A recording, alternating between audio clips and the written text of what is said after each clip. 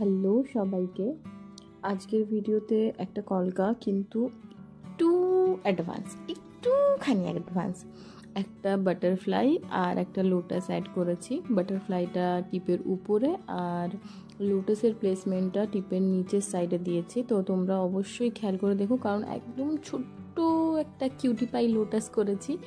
তো ওটা কীভাবে ক্রিয়েট করবে সেটা দেখো। আর বলো না, আজকের দিনটা এতটাই খারাপই বলতে হয় একরকমভাবে, কারণ এই সাইডে একটুখানি যে কলকাটা দেখতে পাচ্ছ, এই ভিডিওটা ফার্স্টে শ্যুট করেছিলাম আজকে তোমাদের সঙ্গে শেয়ার করব বলে। ও মা, যখন এডিট করতে গেছি তখন দেখি আসলে আমি তোমাদেরকে বলি না, আমি ক্যামেরার অ্যাঙ্গেলটা একটুখানি বাঁকাভাবে রাখি যাতে তোমরা বুঝতে পারো। দেখি আজকে সেইটা করাই হয়নি। পুরো সমস্ত ভিডিওটাতে জাস্ট তুলিটাকেই দেখা যাচ্ছে যে আমি স্ট্রেটভাবে তুলি ধরে রেখেছি। কি ড্র করছি সেটা কিচ্ছু বোঝা যাচ্ছে না। আবার নতুন করে একটা কলকা করলাম। সেটা করার আগে বারবার দেখে নিচ্ছি যে এবার ঠিক আছে কি না, কারণ প্রত্যেক দিন করি, এতদিন অবধি করে আসছি, সেট আপ রয়েছে, ঠিকভাবেই হয়। সেই জন্য আজকে আর চেক করিনি যে দেখতে হবে বা কিছু। কিন্তু সেই লাস্টে গিয়ে দেখি এই অবস্থা। দেখো, এই যে ছোট্ট লোটাসের কথা বলছিলাম, সেইটা এইভাবে তোমরা ছোট্ট করে একটা ড্র করতে পারো।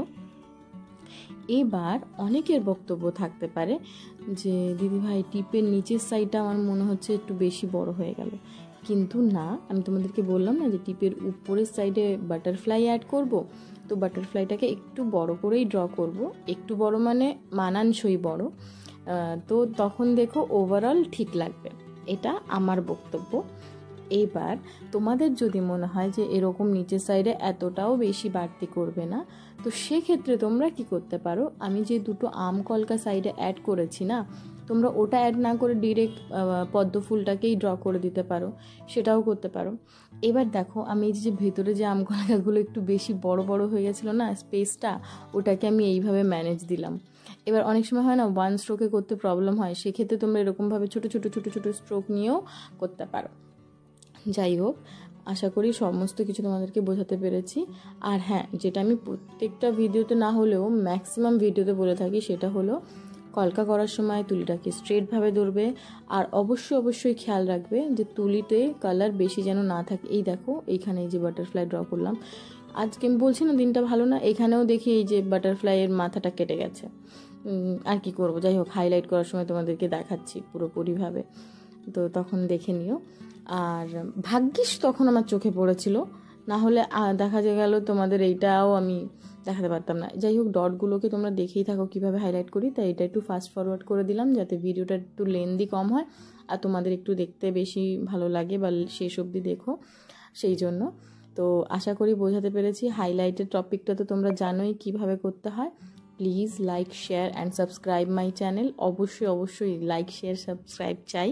আর তোমরা কী ধরনের ভিডিও দেখতে চাও সেটাও আমাকে জানিও। আম কলকার ভেতরটা আমি হোয়াইট দিয়ে ফিল করছি, তোমরা এরকম খালি রাখতে চাইলেও রাখতে পারো, কিন্তু আমার মনে হলো ফিল করে দিলে বেশি ভালো লাগবে, তাই আমি ফিল করেছি। যাই হোক, আর তোমরা অবশ্যই আমায় কমেন্ট বক্সে জানিও, হ্যাঁ, যে তোমরা কী ধরনের ভিডিও দেখতে চাও।